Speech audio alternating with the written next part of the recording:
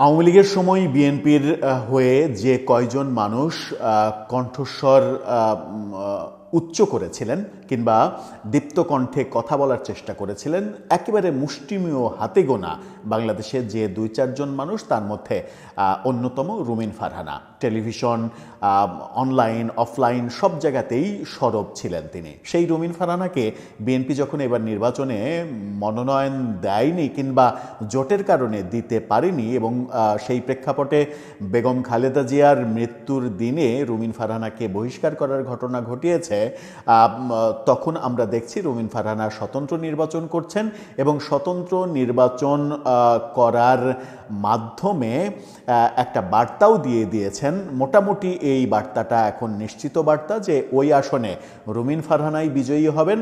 বিএনপির জোটের জমিয়তের যে প্রার্থী, সেই প্রার্থী একেবারে পাত্তাই পাবেন না। সেরকম একটা মুহূর্তে গতকালকে রুমিন ফারহানাকে প্রচণ্ড উত্তেজিত মনে হয়েছে এবং রুমিন ফারহানা বিএনপির একটা গোপন তথ্য ফাঁস করে দেওয়ার চেষ্টা করেছেন। সেটা বিএনপির জন্য খুব একটা ভালো হলো না বোধহয়। রুমিন ফারহানা বিএনপির উপরে এখন বেজায় ত্যক্ত বিরক্ত। গতকালকে বিএনপির গোপন কথা, অর্থাৎ বিএনপি তার সঙ্গে যোগাযোগ করছে, নানা ধরনের অফার দিচ্ছে, এই ব্যাপারগুলো যেমন বলছেন, তেমনি নির্বাচনের আচরণবিধির বিভিন্ন বিষয় দেখভাল করা নির্বাচনী কর্মকর্তা ও তার সামনে তার সাথে বেশ রূঢ় আচরণ করার ঘটনাও দেখেছি এবং তাকে বলতে শুনেছি যে আমি রুমিন ফারহানা, আমার কোনো দল লাগে না। হঠাৎ করে রুমিন ফারহানার মানে এতটা উত্তেজিত হয়ে যাওয়ার কারণটা কি, চলুন একটু জেনে দেখি। রুমিন ফারহানাকে নিয়ে যে ভিডিও ছড়িয়ে পড়ল, কি কি ঘটনা ঘটল তার নির্বাচনী এলাকায়। থাকবেন পলিটিক্স টিভির নিয়মিত আয়োজনে।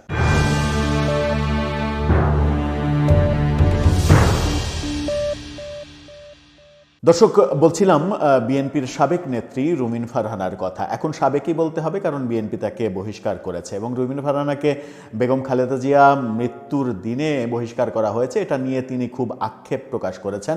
তিনি বলেছিলেন যে বেগম খালেদা জিয়াই আমাকে দলে এনেছে, তিনি আমাকে দলে এনে তিনি আমাকে স্নেহ করতেন, ভালোবাসতেন এবং তার যেদিন মৃত্যু হলো আমারও দলে সেদিন মৃত্যু হলো।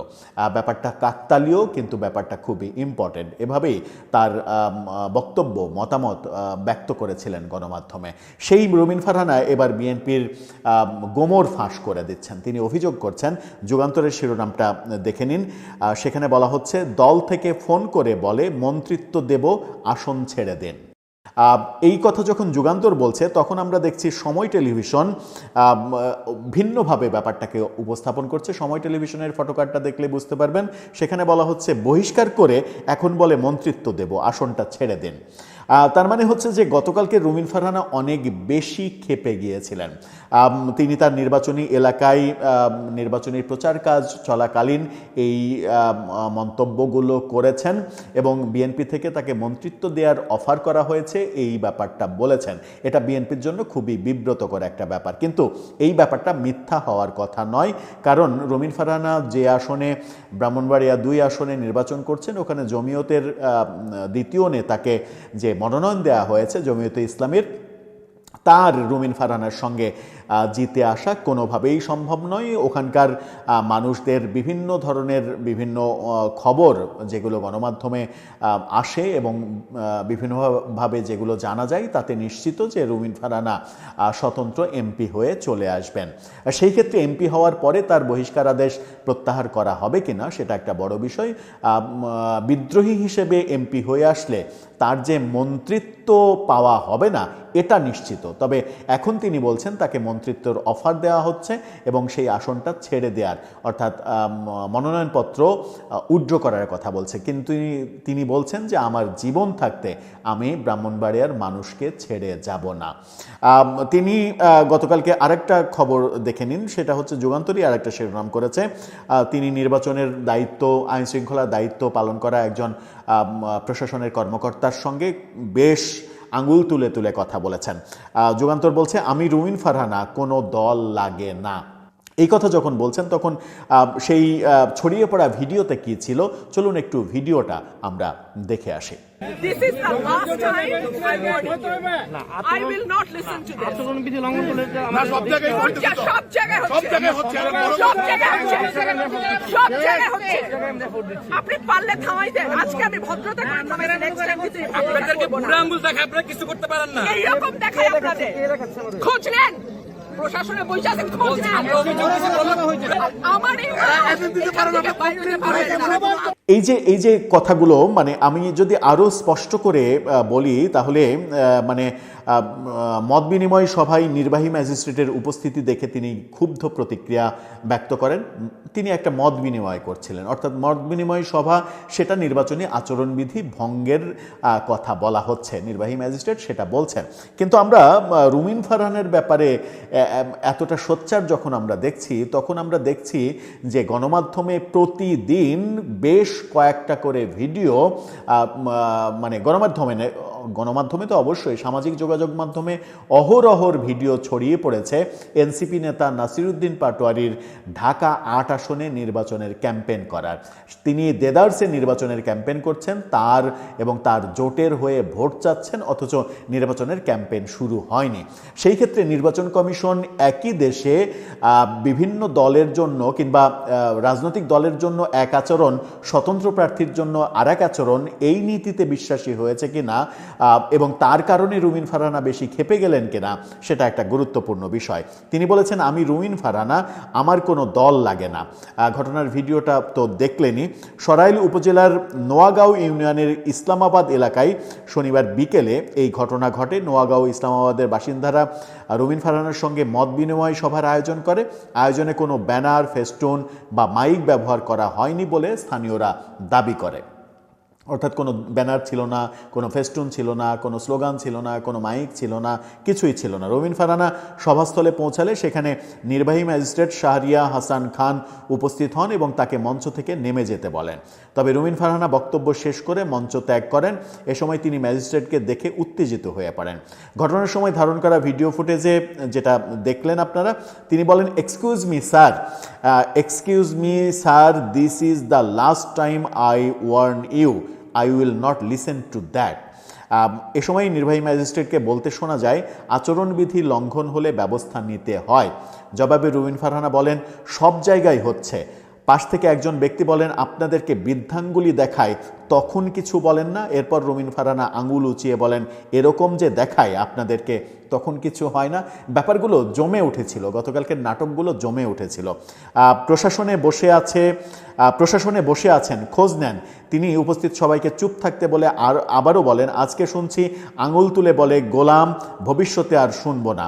আমি যদি না বলি এখান থেকে বের হতে পারবেন না, মাথায় রাখবেন, আমি রুমিন ফারহানা, কোনো দল লাগে না।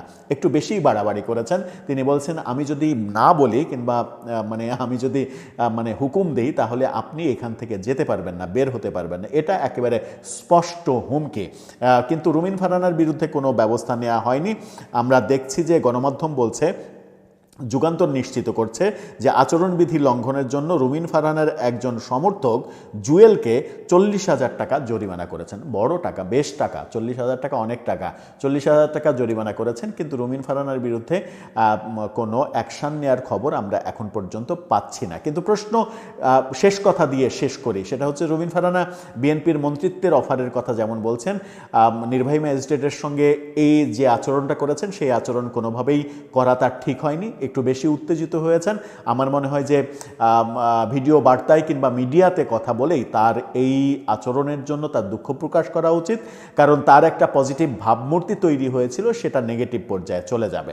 আর নির্বাচনের আচরণবিধির কথা যেটা বলছিলাম, রুমিন ফারহানার জনগণের সঙ্গে মতবিনিময় করাটা যদি নির্বাচনের আচরণবিধি লঙ্ঘন হয়, তাহলে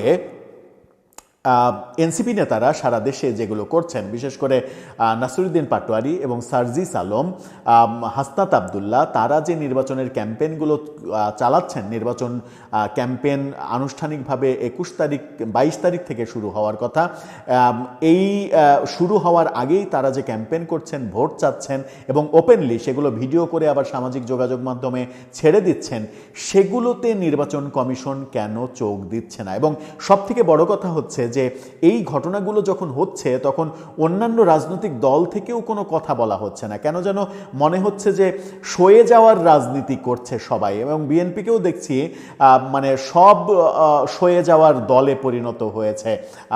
তাদের বিরুদ্ধে বিভিন্ন ধরনের অ্যাক্টিভিজম হচ্ছে, তারা কিছু বলছে না। কিন্তু বিএনপি কিংবা অন্য দল এই বিষয়ে কথা বলতে চায় না। শুধুমাত্র একটা কথা বলে শেষ করতে চাই, সেটা হচ্ছে যে রুমিন ফারহানা স্বতন্ত্র প্রার্থী, এই কারণেই কি তার আচরণবিধির দিকে নির্বাচন কমিশন খুব বেশি করে তাকাচ্ছে? যারা রাজনৈতিক দলের প্রার্থী তারা যে দেদারসে ক্যাম্পেইন করে বেড়াচ্ছে, ভোট চাচ্ছে এবং তার ভিডিওগুলো নিজেরাই সামাজিক যোগাযোগ মাধ্যমে আপ দিচ্ছে, এমনকি প্রতীকের নাম ধরে মিছিল করছে প্রার্থী নিজে, অনেকগুলো লোকজন, শিশু কিশোর এদেরকে নিয়ে সেই ভিডিও তিনি নিজেই সামাজিক যোগাযোগ মাধ্যমে তার প্রোফাইলে ছেড়ে দিচ্ছেন, সেগুলো কি আচরণবিধি লঙ্ঘন হচ্ছে না? বিনীত প্রশ্ন থাকলো।